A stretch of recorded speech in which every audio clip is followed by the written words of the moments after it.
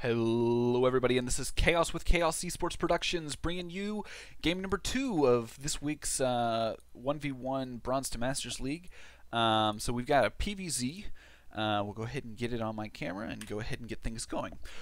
So as I mentioned in the previous video, I've been doing a lot of experimenting with Stargate play. And I kind of think, as I've played several PvZs in the unranked ladder, I've noticed that a lot of people are still kind of playing the mass Hydra type. I mean, not Hydra, but mass Roach type play.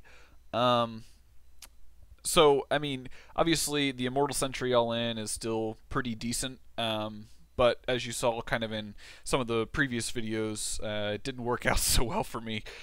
I found it quite painful that, like, I'd say 75% of the time it could get held and I just immediately lose right after that. So I've been trying to kind of not deal with that as much. So we go in, we scout the usual scout. Obviously, we want to know if he's 6 pooling. I still tend to go with the new expansion. It's a lot easier to go a gateway expand as opposed to a forge fast expand, because as you obviously you want to get the early zealot and get your cybernetics core up as fast as possible so you can get your mothership core out. But it pretty much deals with a lot of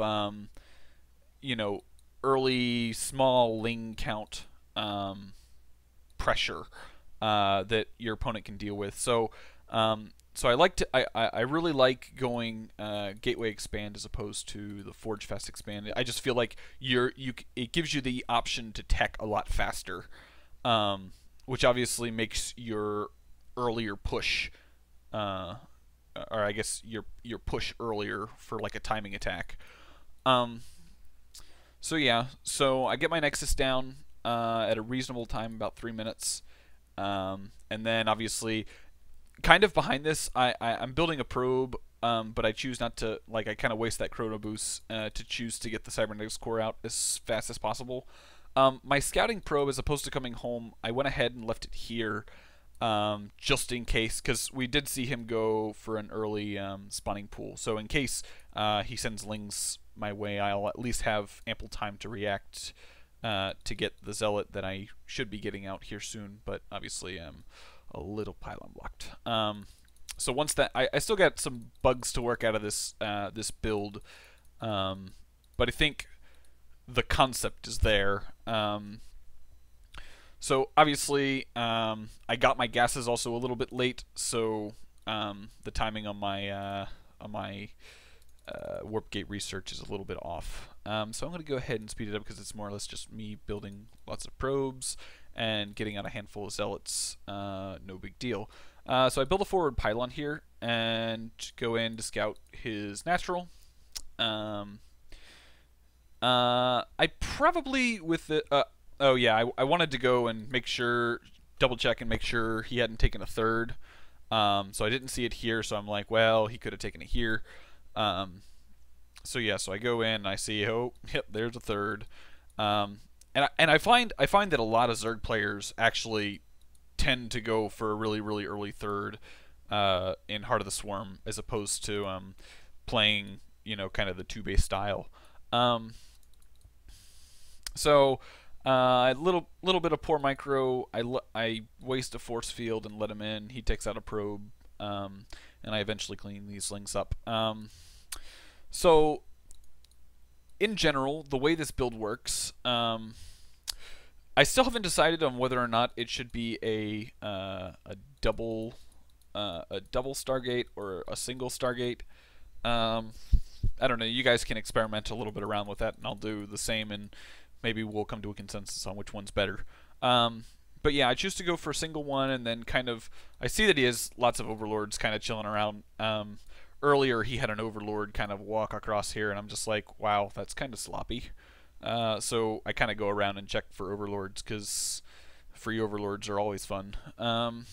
So yeah, so I'm still on 2 gate, well, three, almost 3 gates. And then I get an Oracle up to do a little bit of early harass. Because basically, unless he goes straight for lair and gets Hydras, the only thing that really can defend his mineral lines are his queens. And for the most part, the oracles are actually fairly a lot faster.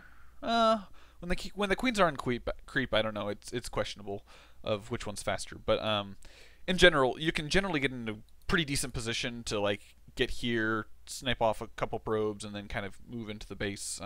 So I'll do that once I feel comfortable. I have enough units at home to defend any like Ling run by. And then behind that single oracle, I choose to get Voidrays, because obviously Voidrays have their prismatic alignment, which does a lot of damage against armored units, and roaches are armored. So I didn't really scout that he was going roaches. I don't know if I scout it right here or not. I come in, I see that. Yeah, I see the roach warren. So yeah, I kind of know he's going roaches. So I'm totally cool continuing what I'm doing as opposed to switching out for something else. So at this point, obviously I'm a little high on minerals, so I choose to get up my production, and then also choose to get 1-1 started. Basically, the way Hydras, depending on the player, Hydras can come out as early as 12 minutes or as late as 14. Well, at least that's been my experience in kind of the lower leagues. So I choose to kind of time these based on that. I put these down kind of around the 10-minute mark, so at around 12 minutes, 1-1 should be about done. So I can, at that point, I'm like halfway across the map and chrono boosting out 1-1. So, and since he's going, we've seen the roach warren, we haven't seen anything else. We're fairly confident that he's going to have more roaches than he has lings. But obviously he can easily follow up with lings as opposed to roaches when I'm attacking. So got to be aware of that.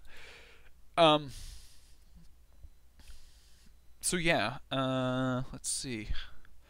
Just kind of setting up at this point. I'm preparing in case he does have some type of counterattack, something, you know. Obviously, you notice that my opponent is floating lots of minerals, which means he probably could have done a better job holding off my push. Well, I don't know. He just drained everything. So yeah. Okay, so let's go ahead and speed this up. Now, one thing I do want to note, the mothership core, by the time that we get over here, the mothership core should have just enough energy to throw down a time warp, which obviously, if he's got speed roaches at this point, which at the 12-minute mark, if he hasn't gone lair and done that, then obviously it's going to make your life a heck of a lot easier. But most of the time they're going to have that.